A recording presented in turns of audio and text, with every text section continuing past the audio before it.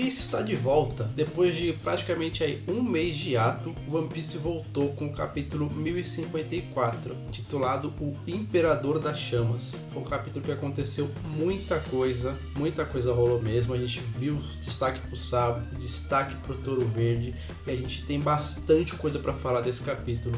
Vem comigo aqui que eu quero conversar com vocês sobre ele. A gente vai acompanhando, analisando página a página. Eu não vou ficar só lendo o capítulo com vocês, né? Eu vou acompanhar, eu vou passando aqui e pontuando o que tiver que pontuar para não ficar um vídeo muito cansativo, né? A gente vai conversando e vai comentando os principais pontos aqui. O primeiro grande destaque que a gente teve foi pro Touro Verde, ele que estava andando por Wano ali procurando o Luffy, e a gente vê ali os principais samurais dos Bainhas Vermelhas, com exceção do Kinemon. O Kinemon não estava aqui, mas os samurais já se colocam na frente do Touro Verde, porque o grande objetivo deles é impedir que ele se encontre com o Luffy e o Chapéu de Palha.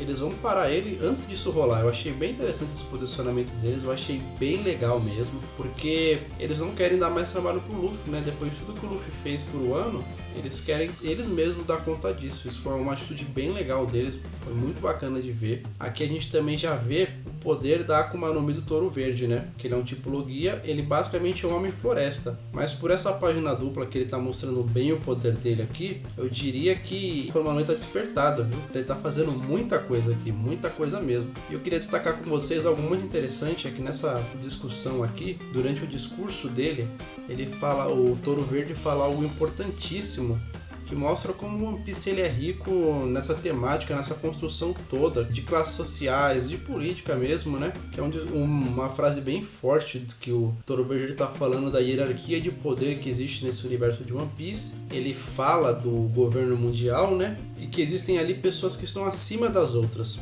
E ele fala que a discriminação nos dá estabilidade. Então assim, nessas castas de classe econômica que a gente tem, né, enquanto uns são muito abastados e outros têm tão pouco, ele tem uma estabilidade. Mas a gente questiona, né, estabilidade para quem? Para quem tá em cima, para quem tá lá nos Terubits, para quem tá no poder, isso é excelente. Mas para quem tá embaixo e sofre, isso é péssimo, né? Porque muita gente tá passando por muita dificuldade, muita gente passa por muitos problemas por conta disso, muita gente morre, muita gente passa fome para que alguns que estão no topo tenham privilégios. Essa é basicamente a discussão que é trazida aqui, e é muito legal de ver isso, porque se a gente pegar o Touro Verde, o que a gente já conseguiu perceber dele é como ele é um personagem que, eu não diria que ele foi uma lavagem cerebral, mas ele foi doutrinado para acreditar nesse sistema de poder que foi imposto, né, no universo de One Piece. Então assim, no ponto de vista dele, ele é o herói da história, enquanto a gente vê ele como vilão, né, pelo que a gente entende como base na nossa sociedade, ele é o vilão. Mas do ponto de vista dele, ele é o herói. Eu achei isso muito interessante, porque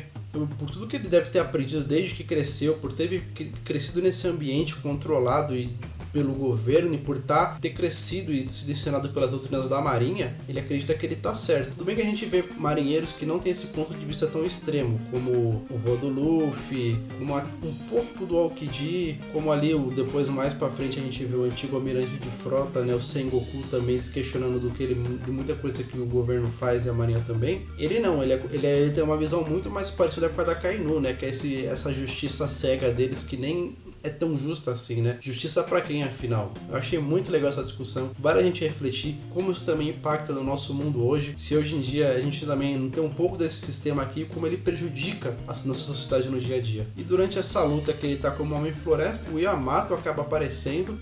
O Touro Verde sente um porradão forte mesmo do Yamato. Pergunta quem é. O Yamato já se apresenta como filho do Kaido. Fala do Haki do Yamato, que realmente é poderosíssimo. Aqui a gente vê que eu acredito que o Yamato ele tem poder aí pra encarar de frente um almirante. Se a gente lembrar de como ele segurou o Kaido tanto tempo, como ele foi tão útil nessa guerra de Wano, eu acho que o Yamato seguraria sim aqui o Touro Verde, até talvez, dependendo da circunstância, derrotasse ele. Eu gostaria de ver, acredito que a gente vai ver o Yamato tendo luta contra personagens mais fortes ainda e vencendo, né? E não só segurando como foi com o Kaido. E se eu fosse fazer uma aposta, seria numa luta dele com algum membro do Barba Negra. Já ficou claro que o Yamato vai navegar bastante com o bando do Luffy. E acho que nessa corrida pelo One Piece, que a gente vai comentar daqui a pouquinho, fraquinho, ele deve estar encarando muita gente forte, provavelmente numa possível batalha com o bando Barba Negra, ele vai estar encarando alguém forte lá também. E eu gostei que logo na sequência, o Momonosuke vem na sua forma dragão lutar também.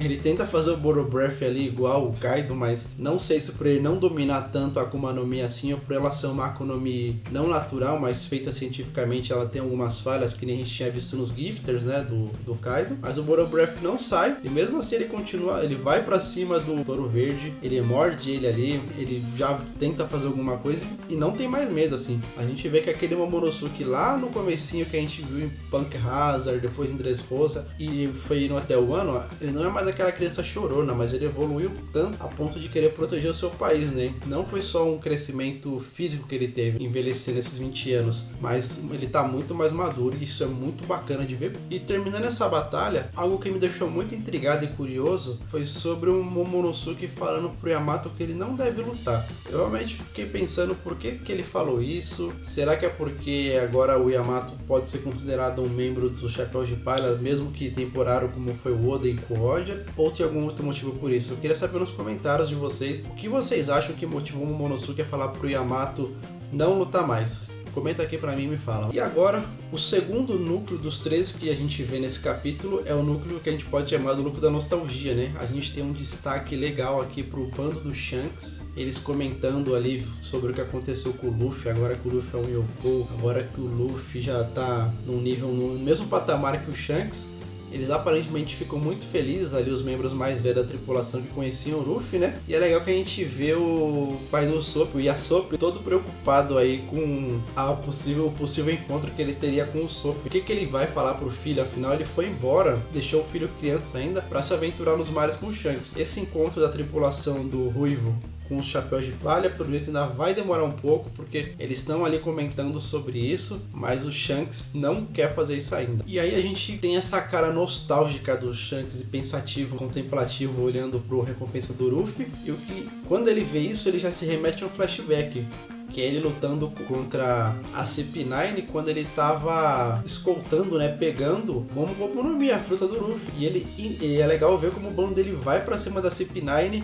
A gente pode dizer que nesse momento o Shanks estava um pouco na situação que o Luffy estava há uns arcos atrás. Ele ainda não era um Yonkou nesse período, mas ele estava muito próximo disso. E é basicamente como o Luffy estava um pouquinho antes. E nesse pequeno vislumbre que a gente tem do confronto do Ruivo com a CP9 aqui, a gente vê o Rus, o membro agora, um dos Tobiropos do Kaido, na época que ele trabalhava pro governo mundial, novinho com chifres aqui. Isso foi muito legal de ver. E depois a gente tem todo o flashback que a gente já viu várias vezes, né, dele, com o Luffy pequenininho, ele entregando o braço dele pro Luffy, e essa transição dele perdendo o braço e depois tocando onde estava o braço nos dias atuais dele lendo no jornal, foi muito legal. E você vê que ele sente o braço até hoje. O braço dele ali, a gente vê que tem um kanji de dor. E é interessante ver aqui que, como a tripulação dele é muito maior que o Chapéu de Palha que a gente acompanha, tem membros mais novos que nem sabem dessa relação dele com o Luffy. E através deles a gente pode ver um pouco de como os outros piratas, como a sociedade do lado de fora enxerga o Luffy. E a fama dele aqui é de um macaco incontrolável. Pô, muito legal de ver isso. E aí, como eu tinha comentado,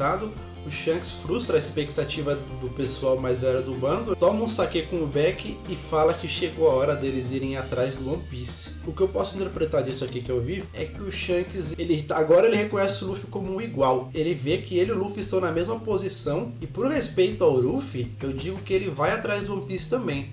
Então agora a gente pode presumir aí que vai começar uma corrida pelo One Piece de pelo menos 3 Yonkous: o Luffy, o Barba Negra e o Shanks. O Bug eu tenho minhas dúvidas ainda, mas ele deve aparecer nessa corrida final também de alguma forma. E agora a gente tem o último núcleo que acaba linkando a Marinha com os Revolucionários, onde a gente tem a notícia de que o Rei Cobra ele foi assassinado pelo Sabo. Mas eu já adianto aqui que eu acredito que o Rei Cobra ele não foi assassinado. Eu acredito que o Rei Cobra ele se aliou aos revolucionários, assim como a Vivi que foi dada como sumida. Eu acredito que isso foi um plano ali forjado pelos revolucionários e pelo Rei Cobra para que ele possa ajudar na quebra desse sistema, porque enquanto ele estivesse à frente do reino de Alabasta, o Rei Cobra não poderia ajudar de fato a quebra desse sistema dos Tenryubits que ele é contra, né, do sistema do governo. Então a melhor forma dele fazer isso seria mesmo forjando a sua morte, trabalhando com os revolucionários debaixo dos panos. Fiquem ligados que a gente ainda vai ver muito dele nessa história, tanto dele como da Vivi. Pelo jeito lá na Reverie,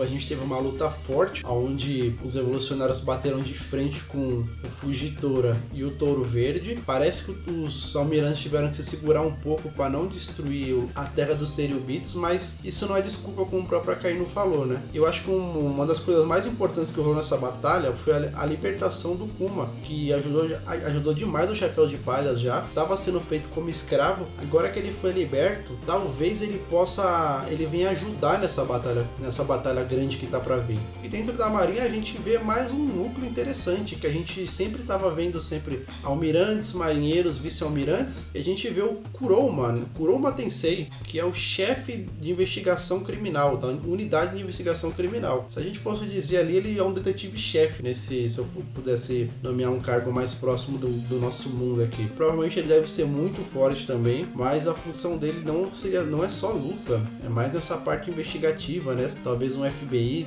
da marinha, que é ele que fala que Alabasta tá um caos. E o Kuroma, ele é responsável por dar um destaque pro Sabo. Ele puxa, dizendo que o Sabo tá ligado a todos esses incidentes que estão acontecendo, e por conta de tudo isso, agora o Sabo, ele é visto como um deus, ele é cultuado dentro dos revolucionários, ele realmente se tornou um grande líder, assumindo o destaque ainda maior do que o do Dragon. E a gente vê como ele é forte dentro desse, não só de força física, mas como ele é bom em inflamar os seus aliados, né? Eu acredito sim que ele vai ter um papel muito importante daqui pra frente.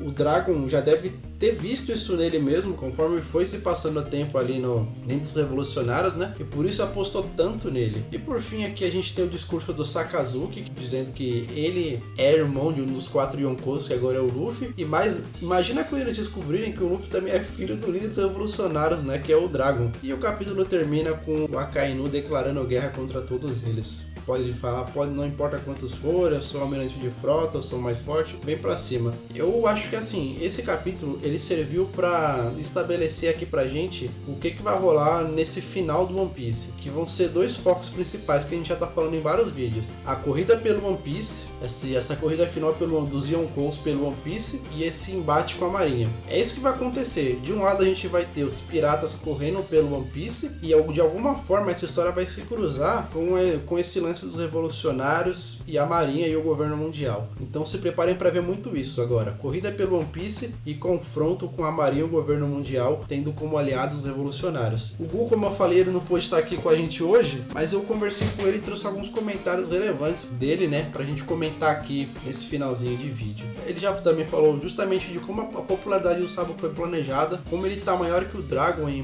popularidade, e por fim aqui ele comentou algo que eu não falei ainda, mas é bem relevante, de que nessa corrida pelo One Piece, quem deve aparecer para frustrar os planos da galera é o Barba Negra, que ele tá muito sumido. A gente sabe que o interesse dele também é o One Piece, ele tá muito sumido. Ele deve aparecer de algum jeito nessa corrida pelo One Piece, e se eu fosse apostar em alguma forma dele aparecer, seria justamente indo para cima do Shanks. Eles tendo um embate onde o Shanks perderia. Imagina só, a morte do Shanks ali na derrota, o que impediria do Luffy devolver o chapéu de palha para ele. Isso seria algo assim que traria um impacto gigantesco para a história. A gente comentou um pouco isso no nosso vídeo que a gente falou sobre o arco final de One Piece e a mensagem do Oda para os fãs, mas eu quero saber de vocês. Vocês acham que o Barba Negra vai aparecer nessa corrida final aí pelo One Piece? Deixa aí nos comentários. Se você tá vendo a gente pelo YouTube, sabe que a gente gravou esse vídeo, comentou com a galera do chat lá na Twitch. Não deixa de acompanhar a gente lá. Deixe seu joinha se você gostou do vídeo. Valeu por ficar até aqui e até a próxima.